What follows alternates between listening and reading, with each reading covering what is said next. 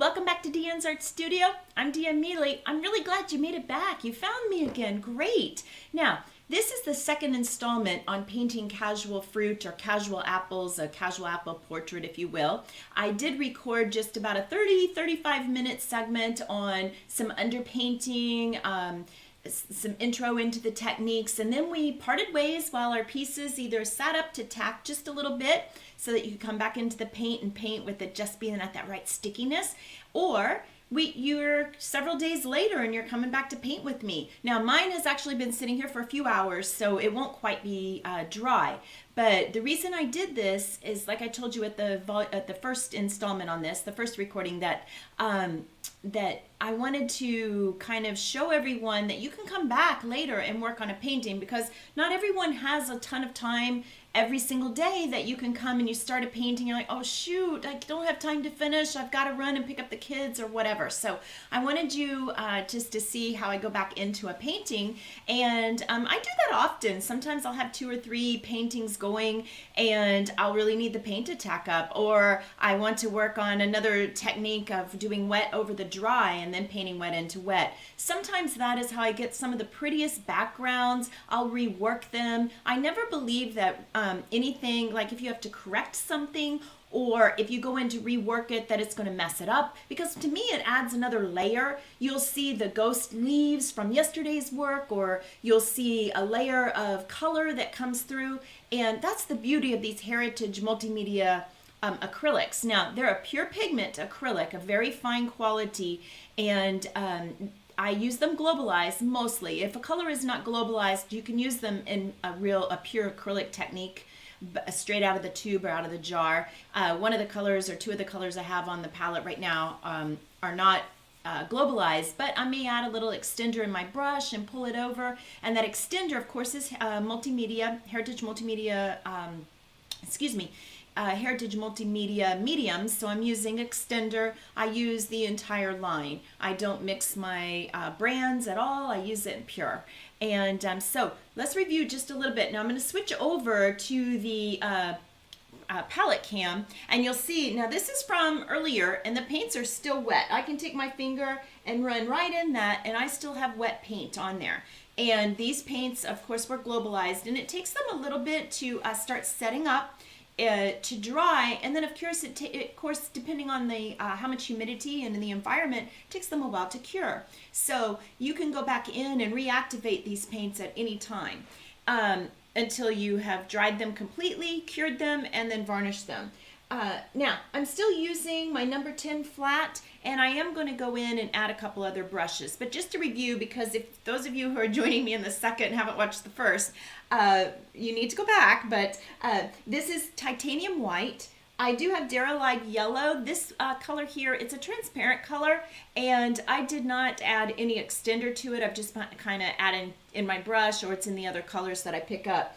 This is gold oxide, which is globalized. It's a little thick. I like my paints thick because I can control what I'm going to do with them. This is a toned dark yellow or medium yellow. I have to look at the sheet, but this is a mix, and it's basically Hansa plus a little bit of your browns and a little bit of Naphthol red light. And these 2 back here are the toned medium red, toned dark red from those mixes. I still have the toned yellow-green, pine green, which is, this is straight out of the jar tube. It is globalized, Naphthol red light, and Naphthol red. And I think in the other video I accidentally referred to it as the Naphthol crimson. I meant Naphthol red. So Naphthol red light, Naphthol red. This is a warmer color. This is a cooler color. Now, I did go ahead and add a little bit out of my palette so I'd have it, some quinacridone violet. Beautiful, cool color, and you get some really pretty pinks. I just really don't want my apples to be too pink, so I'll try to stay away from that one. I may hit into it just a little bit. You never know. Like I told y'all yesterday, or earlier today rather, just depends on when you watch the video, I really like to have a lot of colors at my exposure, so that at my disposal, so that I can, you know, I grow as I paint. I paint, and I am one who likes to experience color, like I said, and that's how you discover different things that might work for you. Maybe mixing a little bit, maybe Naphthol red light and Naphthol red together works really well for you, and you really like that color. You cannot go wrong with red, because you guys know I like red any shade, any value, warm, cool, dark, light, pink, it doesn't matter. I have shifted a little into the oranges, but you know, orange is made with red, right? So that's okay. So you can have all these things out on your palette. You can work into this. I've just kind of got them neatly, a little neat here. I know this is neat for me, okay? But so that you're able to see them. And I do have that medium white out here. Now you can purchase that color or you can mix that color. We have the recipe for it. So don't feel like you have to invest a lot of money into paints. You can actually do all of this with 6 colors from the Paint It Simply Basic 6, no problem.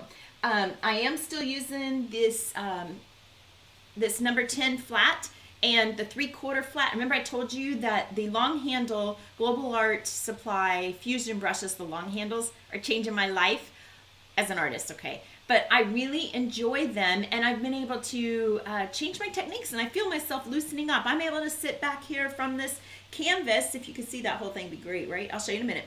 But I can sit back and I can casually, you know, look at my apples or whatever I'm working on. I can come in on it a little tighter if I want and tighten down. So this just gives you a lot of options. Now, today I do have a synthetic Global Art Supply again, but it's a synthetic Filbert.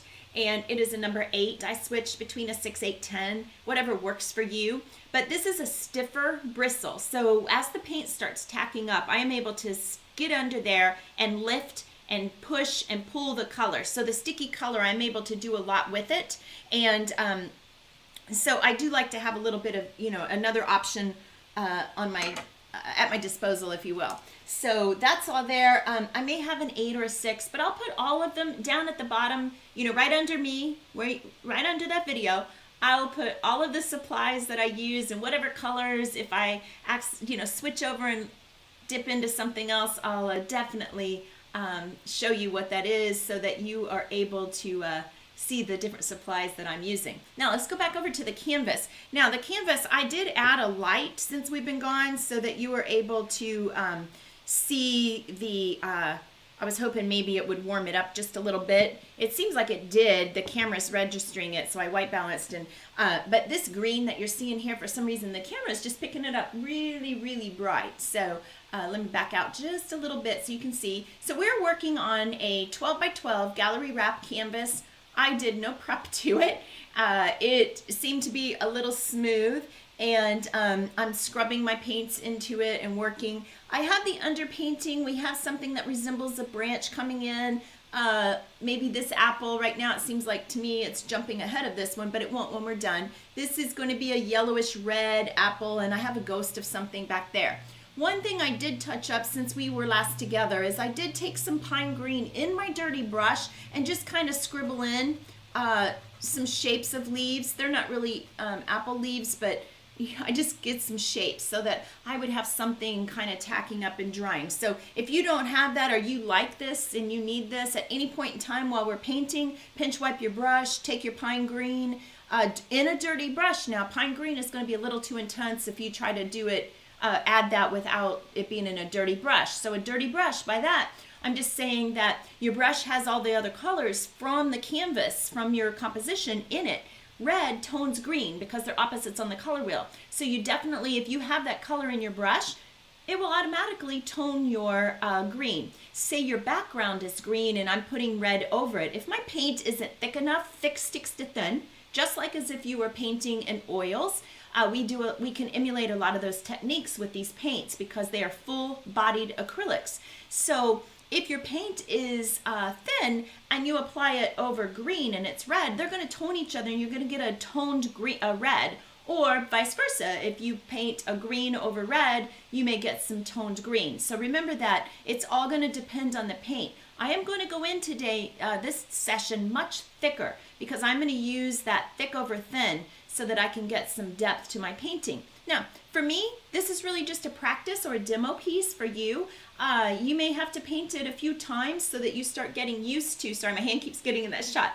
You have to start getting used to the composition, you're getting used to techniques, you're getting used to different medium if you've never used heritage before.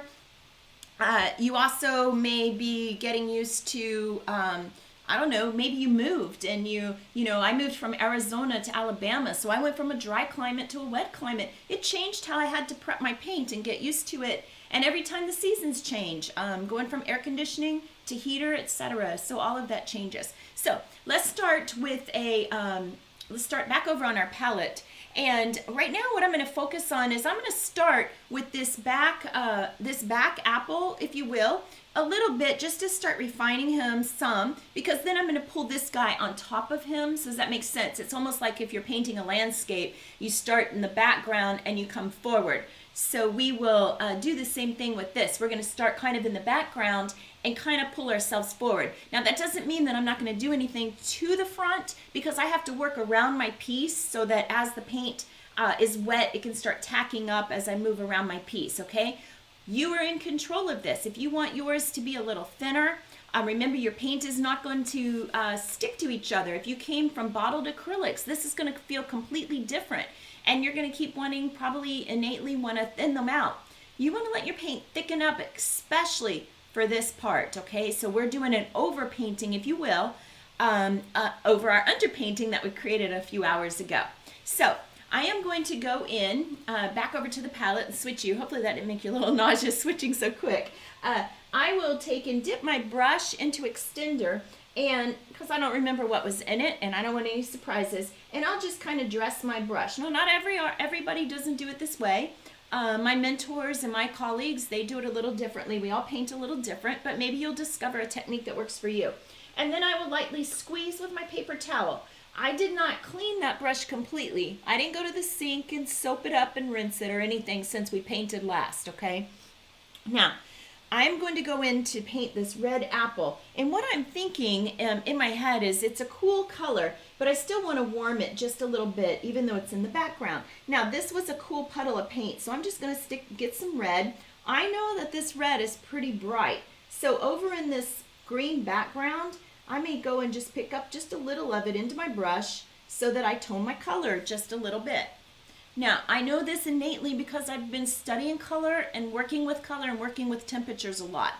Then I'm going to take and come in, and I'm thinking most of the reds I want to reflect in this apple, and I don't want your eye as the viewer to go to it, but the reds that I'm going to put into that apple is going to occur here, because as you move away towards the background of your composition, I want everything to become more like the background and not draw a focal area, draw your eye. So, I may not want my brightest reds there, but I also have to be careful if I want this red apple to tuck behind that yellow. So you can see how bright, that's a little bit of I went back into the Naphthol red thicker without you being able to see the palette. And so I just added that on. Now, my paints here are still, like right there is dry. There is nothing coming up on my finger. I know this is pretty dry, nothing coming off on my finger. So how I am wetting my canvas is not by going back in and putting extender over my whole canvas or over this whole apple. I'm coming in with paint with extender in it and tapping it in. That's just like going in and re-wetting a surface. That's how I'm thinking, that's what I'm thinking in my head.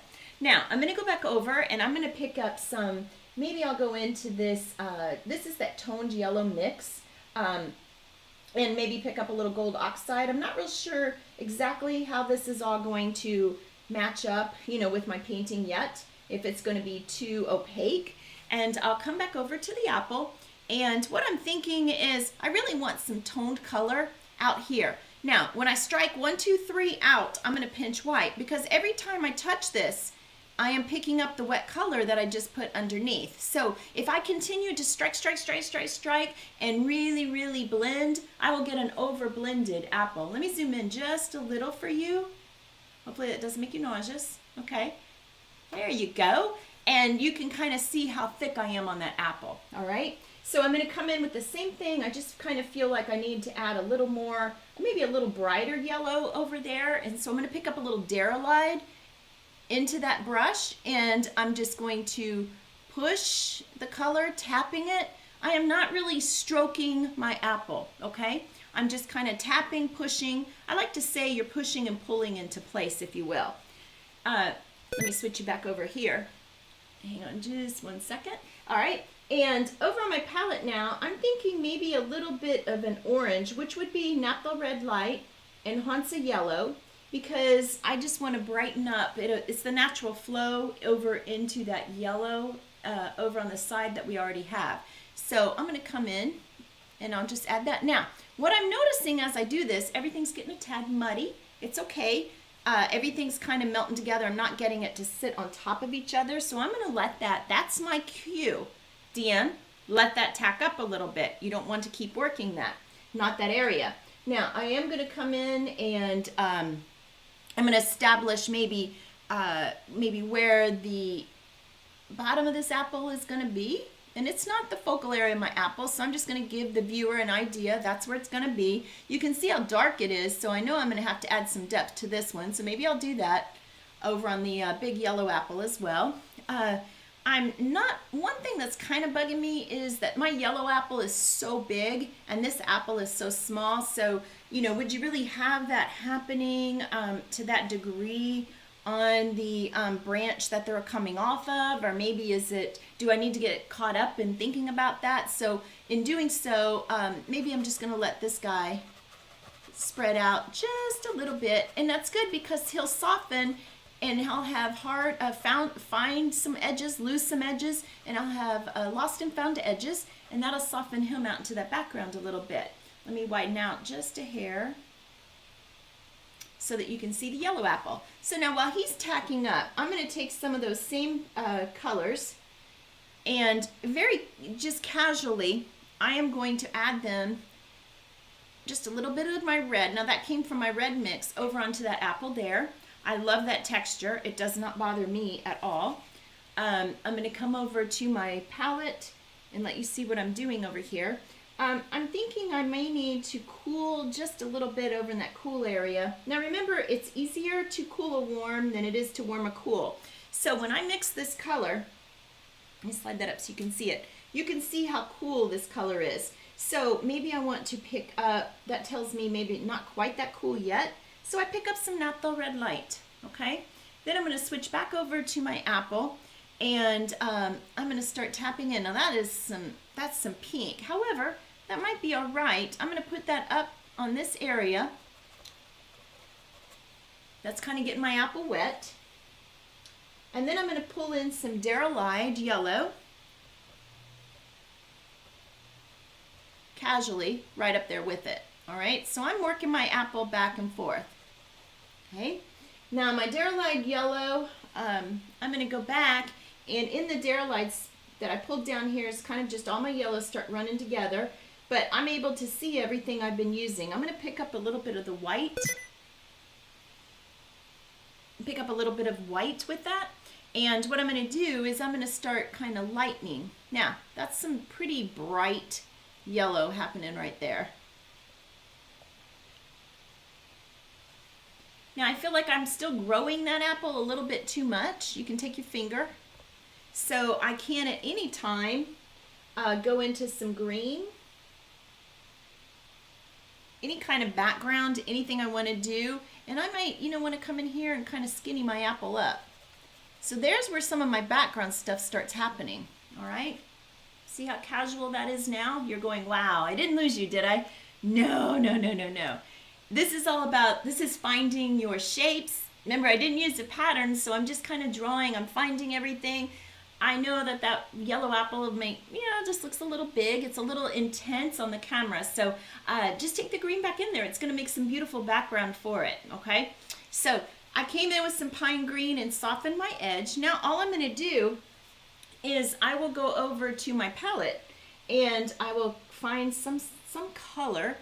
Probably, I love to have a little bit of red on my edge, and I'll redefine the edge of my apple, okay? Now, I'm not covering up all of that yellow. I'm just kind of refinding the edge just a little bit in there. And I can work back and forth through these colors onto this apple quite a bit. So I will come in now, and I'm like, well, maybe I want to redden it up a little bit, so I will start. My touch is changing. I'm pulling in my Naphthol red light, okay?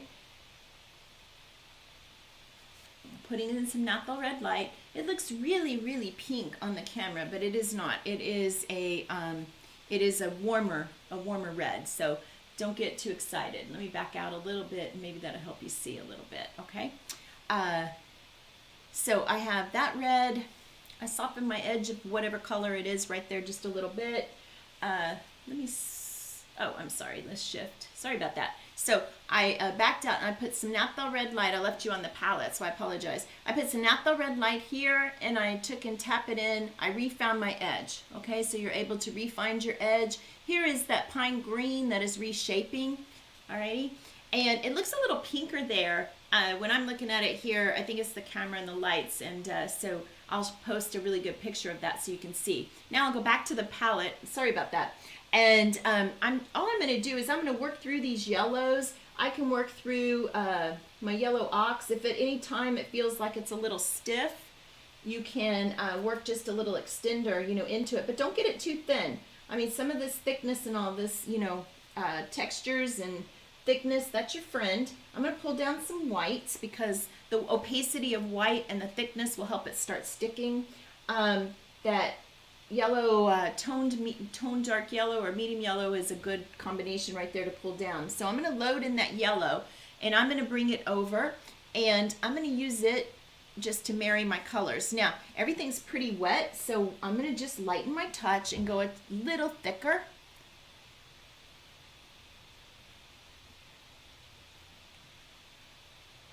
And use your fingers, okay? You can use your fingers.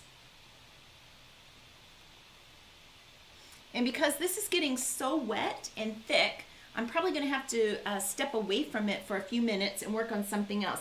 But I do see real quick what I can do is I can come in with my lighter reds and define my edge ever so slightly. And I think I really want it a little lighter. So let me pick up a little white and come in.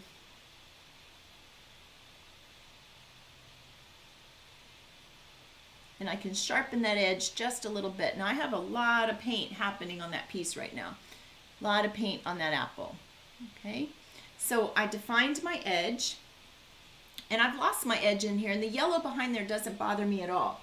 Because what can happen here is I can come in and put some sort of, like if the stem is coming down through, here and it hits into this apple, maybe there's a branch that's coming down and it forks off. It'll fork off and I can create leaves here and maybe some leaves down here. So no worries, okay? And I always go back in with my background as well at the end and strike everything through it, okay? So I want to zoom in so you can see how thick this paint is, okay? It looks a little more pink than it is, but see how thick my paint is? See how thick? Let me turn this so you can kind of grab it. Make you a little sick here, but see my paint, how thick that paint is? All right, so that's what I'm working with. I'm putting thick over thin, and when I say thick, I mean I'm really working thick, okay?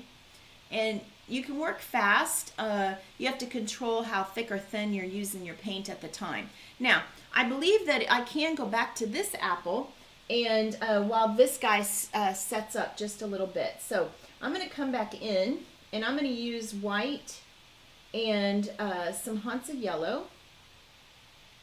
And I'm kind of mixing, let me shift over there. I'm kind of mixing over here so you can see, in my dirty area with a dirty brush, okay?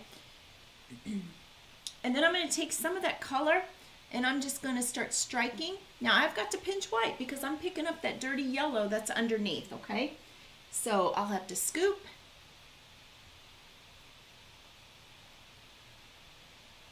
Pinch wipe, so I'm wanting to get it to stay where I'm putting it. Alrighty, it might be a good time for me to come in and do a little bit to give you more of the idea that this guy is under here. That's why these things are setting up here. Okay, and it doesn't matter. I'm going to pull stems and things up over him so that we're not really focusing on him. Another thing I need to do is I can start pulling the shape, establishing the shape of this yellow one while this stuff is tacking up. I'm able to actually pull the shapes, the direction of the underneath of this apple. And I want to be careful not to get that too bright. I'm a little bright, but that's all right. I can come in with a little dirty green underneath and just kind of tap it back out so it's not real perfect, okay? So, and then it looks like if you're losing the shape under there at all, you come in and you just kind of give it the skinny up the apple medium. You don't want to be careful not to get a halo around the whole thing. And then I can come back with my color again and see, since it's dirty green, I am able to reestablish. All right, so I'm able to get some very casual shapes out there. Okay, casual indeed, right? Then I'm going to take and tap in and pull.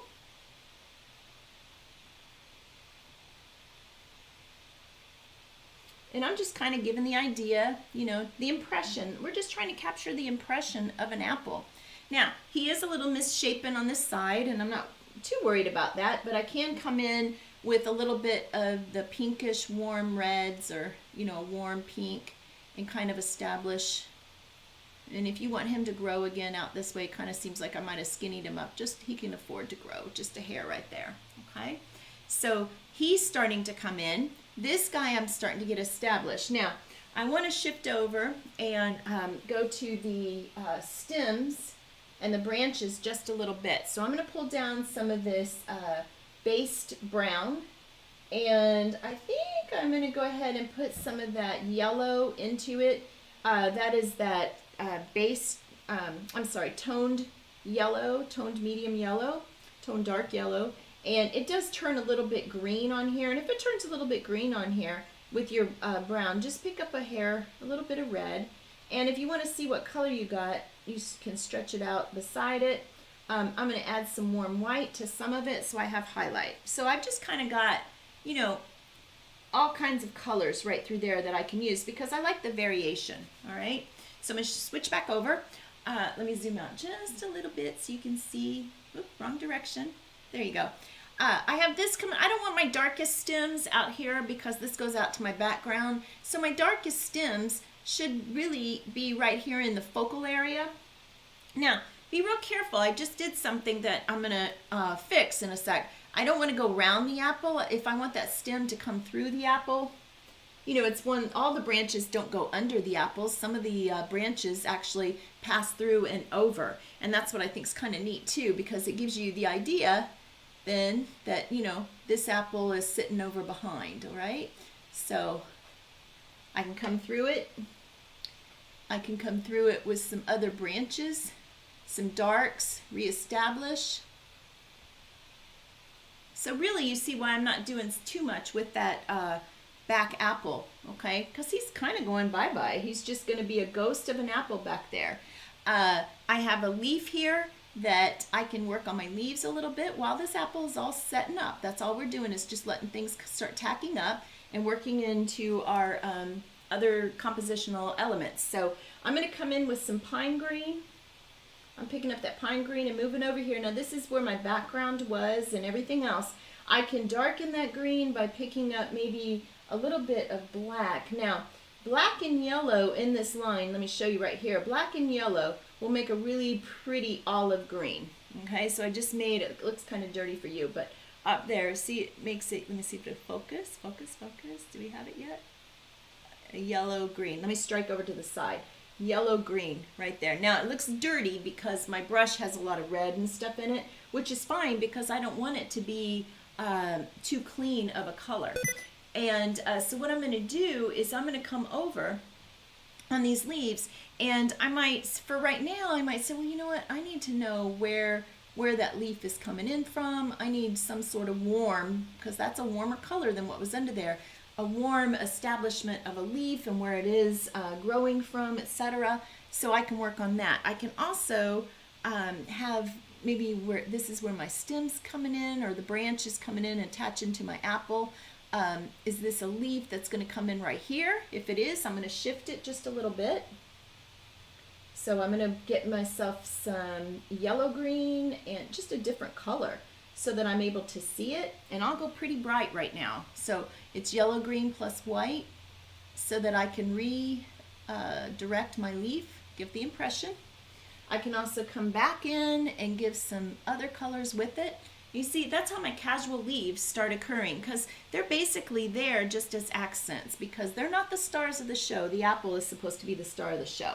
Now, if I want to come in and start working on, maybe this leaf is coming from up here and coming down. I'll just give the impression. If I want to move that color, which you should want to move your color, I can take that and hit a few of these leaves. Don't get too far out here, you know, with too much of your bright and all. You want to keep most of that into your focal area, okay? You can come in with a little bit of the brown just to give the impression of some sort of vein. Normally I put those in and then for some reason I end up taking them right back out because my eye is just not wanting to see it there. You can come in and darken. I still feel like right up through here I need to redefine some of those branches still. So I can come in and darken some of them. Maybe there's a branch or two coming off right there. If this branch is going to be over the apple, it should probably have a lot of color and opacity to it coming over the apple. So, you know, I'm all the time just kind of evaluating and looking at, you know, stepping back while this is all drying. Not drying completely, but it's tacking up. I feel like these stems, I need something to break up here where I was redefining the edge of my apple. So maybe I'll come through and maybe this branch, maybe something came through just like this.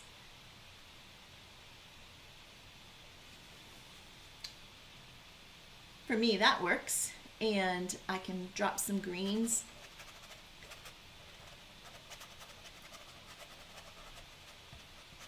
And I don't want everything to come across too hairy, if you will.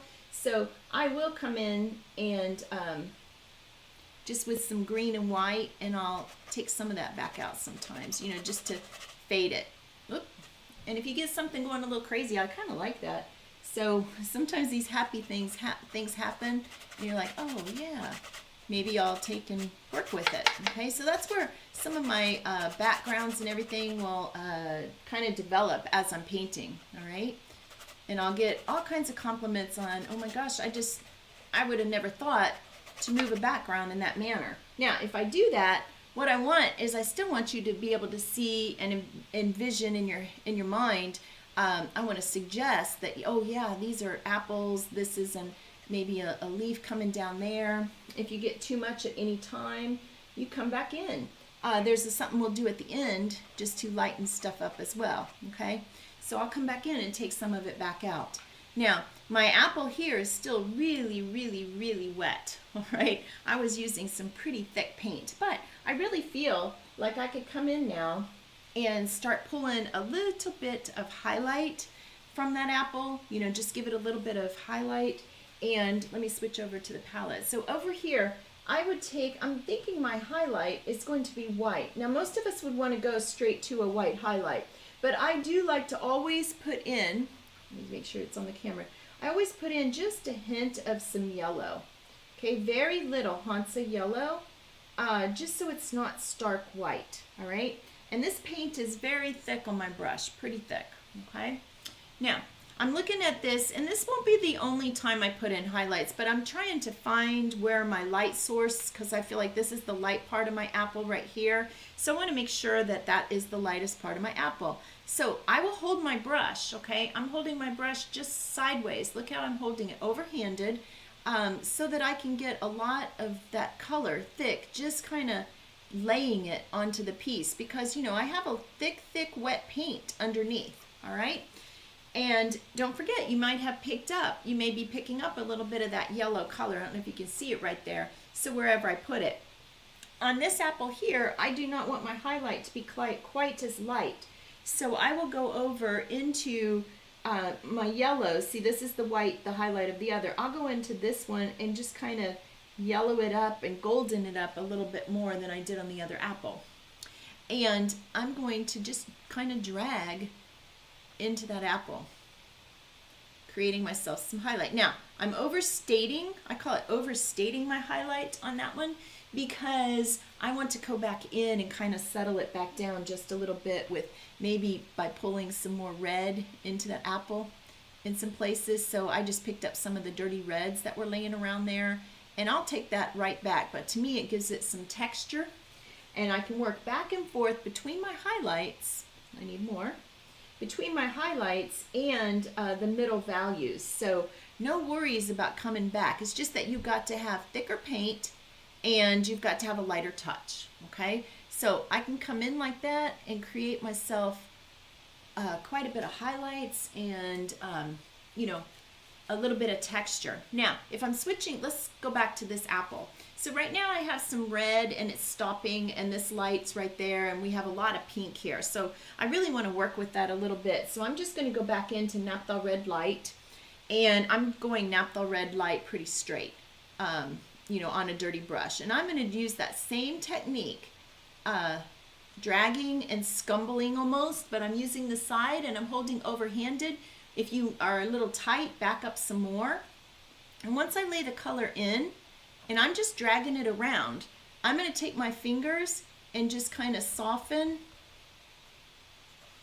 around here and there, okay? Don't overblend. You don't want to overblend. Now, I have what I call the light, and I have the red. I need some sort of bridge right through there, right through that center. You can see I have a little bit of a hole. And, you know, it may be more exaggerated on camera than it is in person, probably not. But so what I'm going to do is I'm going to go in and I'm going to find myself a middle value of yellow. It's kind of a bright yellow too, so let me tone that down. And that yellow I'm using is Dairylide, which is transparent, but I'm adding white to it, so I'm going to opaque it, okay? I'm adding white. I just love the glow of that color. And then I'm going to go back here to this apple and I'm going to just do the same thing, but I'm putting a color in between the light and that red, if that makes any sense. I'm taking that color, I'm going to use this color down at the bottom, working it up and into the red. I'm going to use this color, maybe I need some yellow coming in around this side, you know, so that it's looking more and more like a yellow apple. Alrighty. I may need to let that sit up just a little bit. Now I've got some extreme impressionistic apples going here, which is all fine with me. I'm going to come in and I'm going to further highlight my branches by bringing in some kind of a little bit of the golden color here and there. I don't want it to all be the same, but I'm picking up medium white and some butter color, and I'm just kind of here and there, you know, giving my branches some texture, okay? Giving the branches a little bit of texture. Then I'm going to come down and I feel like I need to do something right through here. Maybe give myself some sort of a leaf, which means I need to pull some greens. Because I feel like, well, I may have just created myself a split right there, but that's all right. I need to have a little bit of a vein. And I'll go back into some of this bright green since it's in the center of interest. And I've just put that on super thick. So if you get it that thick and you don't want super thick paint, you can take a little off. But thick is nice. I'm going to pick up a little bit of white into it. Let me shift to the palette so you can see. So I'm working up here, slide you down a little. I'm working up here with this mixed yellow-green, and I'm just kind of using it and putting whites into it. And that's a pretty bright green to use by itself. So when you go back over, remember, as you get lighter, brighter, you cover less area, surface area, there's less of it. I need just a little highlight, and the paint might be a little too thick really for my paint to stick, for my brush to stick, but that's okay. Thick is good, okay? Don't be afraid of that thick paint.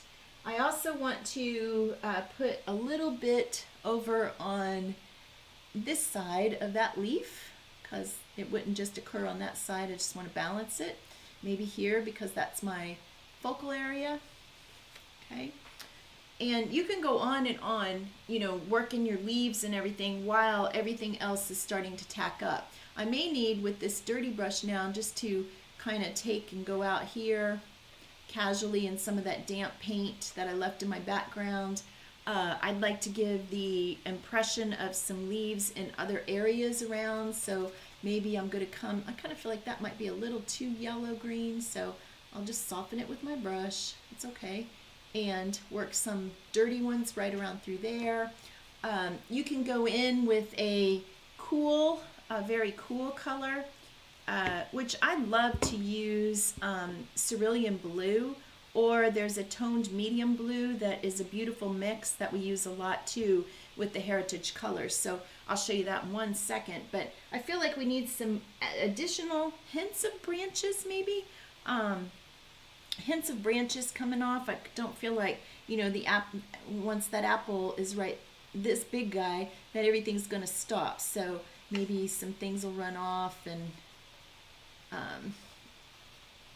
I can get some thick and thin, and I'll come back in with background and soften that out just a little bit. So I'll show you how to do that in just 2 seconds.